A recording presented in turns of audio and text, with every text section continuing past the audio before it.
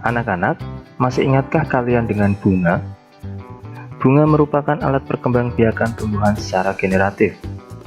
Perkembangbiakan generatif terjadi melalui proses penyerbukan.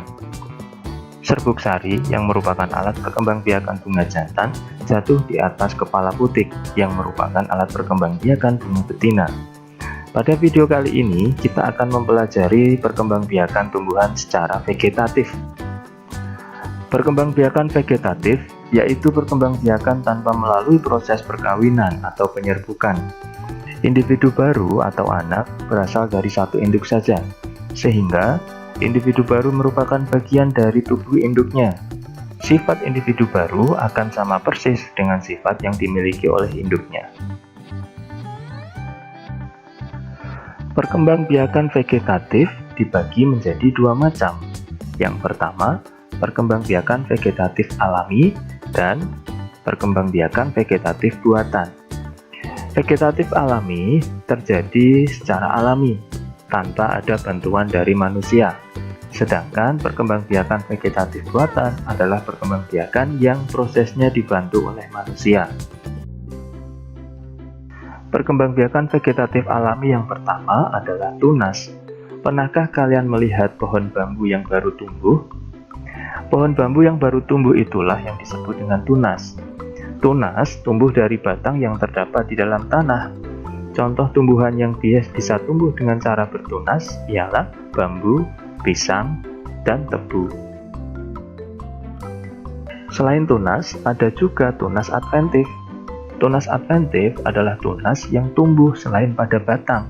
Biasanya tunas ini tumbuh pada daun ataupun pada akar.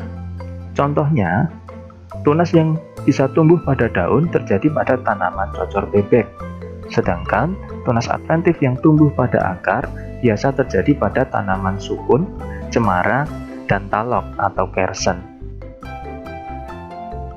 Perkembangbiakan vegetatif selanjutnya adalah spora.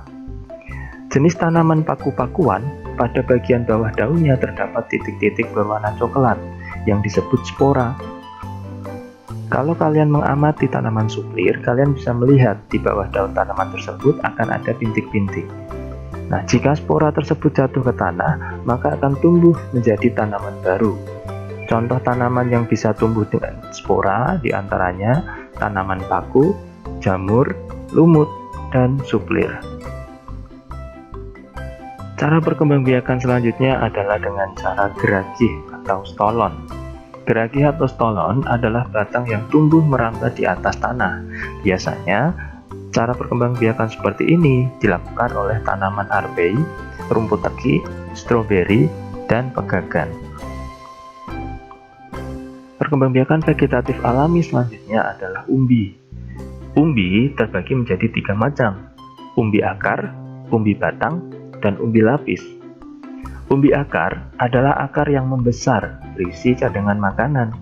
Biasanya tanaman seperti wortel, singkong, dan lobak berkembang biak menggunakan umbi akar. Umbi batang adalah batang yang tumbuh di dalam tanah dan ujungnya menggelembung menjadi umbi. Kentang dan ubi merupakan contoh tanaman yang berkembang biak menggunakan umbi batang. Umbi yang ketiga adalah umbi lapis. Umbi lapis merupakan pelepah daun yang berlapis-lapis. Tanaman seperti bawang merah, bawang putih, bawang bombay, bunga bakung, serta bunga tulip biasa berkembang biak menggunakan umbi lapis. Cara perkembangbiakan vegetatif alami yang terakhir adalah rizoma atau akar tinggal. Rizoma atau akar tinggal adalah batang yang tumbuh di dalam tanah. Tanaman sejenis jahe, kunyit, lengkuas, temulawak, dan kencur berkembang biak menggunakan rizoma. Sekarang, mari kita cari tahu bagaimana cara tumbuhan berkembang biak menggunakan vegetatif buatan. Perkembangbiakan vegetatif buatan yang biasa dilakukan yaitu mencangkok. Mencangkok adalah membuat batang tanaman menjadi berakar. Biasanya, mencangkok ini dilakukan pada tanaman yang berbatang kayu, atau sering juga dilakukan pada buah-buahan seperti buah jambu biji, jambu air, ataupun buah mangga. Selain mencangkok, ada juga menempel atau okulasi. Menempel atau okulasi adalah menempelkan mata tunas dari dua tanaman yang sejenis, tetapi berbeda sifat. Misalnya, kamu akan menempelkan cabang tunas dari pohon mangga aromanis dengan pohon mangga mana lagi. Perkembangbiakan selanjutnya adalah cara mengenten atau menyambung. Mengenten atau menyambung adalah menggabungkan batang bawah dengan batang atas dua tanaman yang sejenis. Perkembangbiakan vegetatif buatan selanjutnya sudah pasti sering kita lihat, yaitu cara stek. Stek adalah memperbanyak tumbuhan dengan menancapkan potongan bagian tumbuhan tersebut, bisa batang, daun, atau akar, di atas tanah. Stek batang biasa dilakukan pada tanaman singkong dan tebu, mawar, melati, ataupun kangkung. Stek daun bisa dilakukan pada tanaman cacar bebek dan tanaman begonia, sedangkan stek akar bisa dilakukan pada tanaman sukun. Perkembangbiakan vegetatif buatan yang terakhir adalah merunduk. Merunduk adalah memperbanyak tumbuhan dengan cara merundukkan batang atau cabang ke tanah sehingga akan tumbuh akar. Contohnya, tanaman anyelir, apel, anggur, dan alamanda biasa dilakukan perkembangbiakan dengan cara merunduk. Itulah tadi perbedaan antara pertumbuhan vegetatif alami dengan vegetatif buatan. Tidak semua tanaman bisa tumbuh di tempat yang sama. Pertumbuhan tanaman juga dipengaruhi oleh tempat hidupnya. Tanaman yang hidup di daerah dataran tinggi sudah pasti akan berbeda dengan tanaman yang hidup di dataran rendah. Sekarang, mari kita simak cerita berikut. Indonesia adalah negara kepulauan yang terletak di garis khatulistiwa. Indonesia memiliki dataran tinggi, dataran rendah, dan perairan. Dataran rendah adalah dataran yang memiliki ketinggian 0-200 meter di atas permukaan laut. Hampir semua ibu kota provinsi di Indonesia terletak di dataran rendah. Tumbuhan di dataran rendah adalah padi, palawija, dan tebu. Wilayah pantai termasuk dataran rendah. Indonesia memiliki banyak pantai karena negara kita terdiri atas ribuan pulau. Tumbuhan di wilayah pantai adalah kelapa, bakau, dan ganggang. Dataran tinggi adalah daratan luas dengan ketinggian lebih dari 200 meter di atas permukaan laut.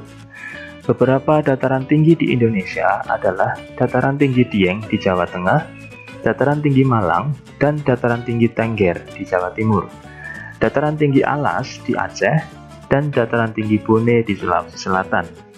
Jenis tumbuhan di dataran tinggi biasanya adalah tanaman perkebunan seperti teh, kopi, cengkeh, buah-buahan, dan sayuran. Dari bacaan tadi, mari kita belajar menemukan ide pokok suatu bacaan.